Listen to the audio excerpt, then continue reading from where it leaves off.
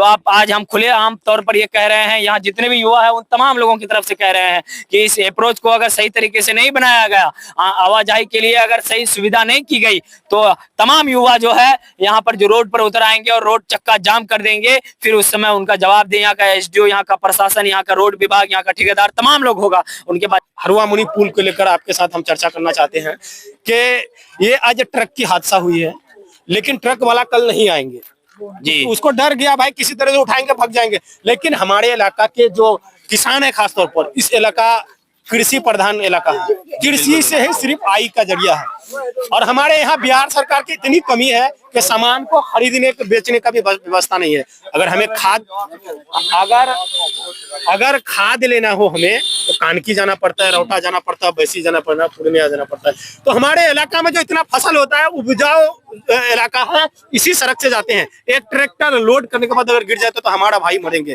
आखिर क्यों ऐसा इलाका के लोगों को भी दिखाई नहीं देते हैं? क्या कहना चाहते हैं? सबसे पहली बात कि आप जो एक इनकलाबी की तरह इसका आवाज उठा रहे हैं, पहली बार कोई ऐसी, तौहीद भाई आपका शुक्रिया। कम से कम आप इनको मीडिया की नजरों, मीडिया में कल सोशल मीडिया में चलाएंगे तो कम से कम इनका जो भी सुनवाई होगा। देखिए कि इस दौड़े जहालत में लब खोलेगा कौन? आखिर हम भी चुप रहे हैं तो आखिर बोलेगा कौन? तो आपको बोलना पड़ेगा। बोल के लब आजाद है तेरे।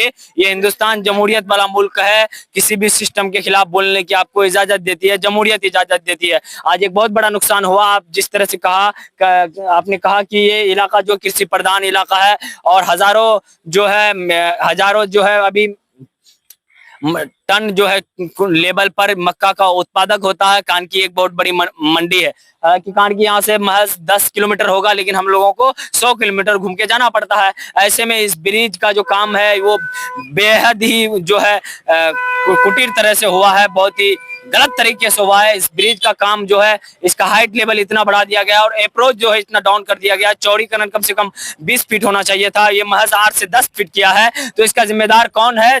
यहाँ देखिए आज 3 ऐसे हादसे हैं जो होते होते बचे हैं। यहाँ का ड्राइवर जो है अभी वो ये ट्रक जो है यहाँ कर फंस गया, बस इतना वजह है, इतना कारण है कि यहाँ का अप्रोच सही नहीं हुआ। तो आखिर इलाके के जो जिम्मेदार लोगों ने प्रतिनिधि चुना, उनका ध्यान कहाँ है? आखिर यहाँ इलाके जितने भी प्रतिनिधि ने इधर से आना जाना होता है, क्या उनको ये ब्रिज नहीं दिखता? क्या इधर के किसान भाई अगर अपने गाड़ी को लेकर के नहीं जा सकते तो आखिर ये ब्रिज किस लिए बनाया गया? कि सिर्फ तमाम सिस्टम में बैठे चोर लोगों के लिए, जो लोग सिस्टम में बैठे सिर्फ पीसी खाने का काम करते हैं, घुसखोरी खाने का काम करते हैं। तो उन तमाम लोगों के खिलाफ जो है हम अभी गुजर रहे थे, आपने यहाँ पर वीडियो शूट किया तो हमने देखा कि ये बहुत गलत हुआ। पहले भी हमने कई बार इनकी शिकायत किया है, सोशल मीडिया में डाला है, इसके बाद जवाब नहीं होगा जब तक ये काम मुकम्मल नहीं होगा।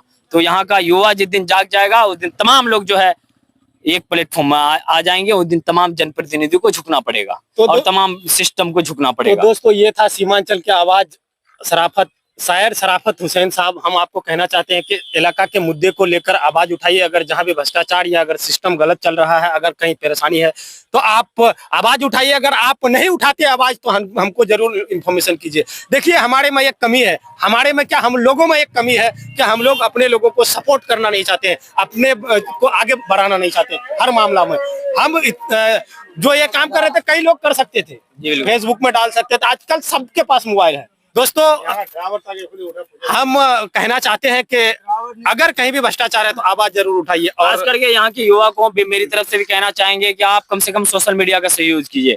आज के दौर में जहाँ भी आपको समाज में हो रहे गलत इंसाफ के लिए आवाज उठाइए, समाज में हो रहे कुटिलता के खिलाफ आवाज खिलाइए। आपके अंदर जज्बा है, जोश है, अल्लाह ने आपको ताकत दिया है। जुल्म को देखो तो सबसे पहले हाथ से रोको, ना हो तो जबान से टोको, ना हो तो मन ही मन दिल से सोचो, ना हो तो उनका साथ दो, लेकिन जुल्म के खिलाफ बोलो। कल कयामत के दिन भी इसका हिसाब देना पड़ेगा। और जहां भी आपको भ्रष्टाचारी दिखाई दे, समाज में हो रहे जुल्म के खिलाफ, किसी गरीब के खिलाफ अगर जुल्म हो रहा है, उस गरीब का साथ दो। ये नौजवान जिस दिन अगर एक किसी जुल्म के खिलाफ खड़ा हो जाएगा तो उस दिन किसी भी शासक या किसी भी जो है किसी भी जो है सांप्रदायिकता ताकतों नहीं चल पाएगी, उनको हार मानना पड़ेगा। जिस दिन इस देश का नौजवान खड़ा हो जाएगा, नौजवानों को खड़ा होने की जरूरत है।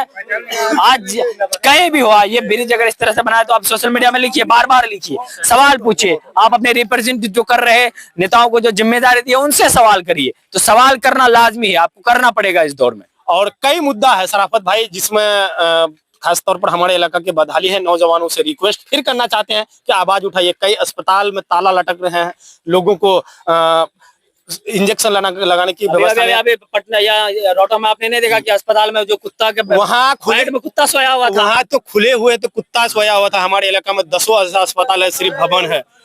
और ये नहीं है, इसको लेकर हम लोग चर्चा करेंगे। और बहुत बहुत शुक्रिया। और हम खास तौर पर दर्शकों से कहना चाहते हैं कि आप ज्यादा से ज्यादा KNU न्यूज को यूट्यूब में सब्सक्राइब कीजिए और हमारा सपोर्ट कीजिए। हमारे सीमांचल के खास तौर पर अमौर के जो नौजवान साथी है, आप लोगों से रिक्वेस्ट है कि अगर आप हमारा वीडियो देख रहे हैं तो शेयर कर दीजिए। अगर यूट्यूब में देख रहे हैं तो सब्सक्राइब जरूर कर लीजिए। धार्मिक हो, सांस्कृतिक हो, राजनीतिक हो या फिर हादसा, हम आप लोगों के बीच हर खबर को तुरंत लेके पहुंचाएंगे KNU न्यूज के यूट्यूब चैनल में।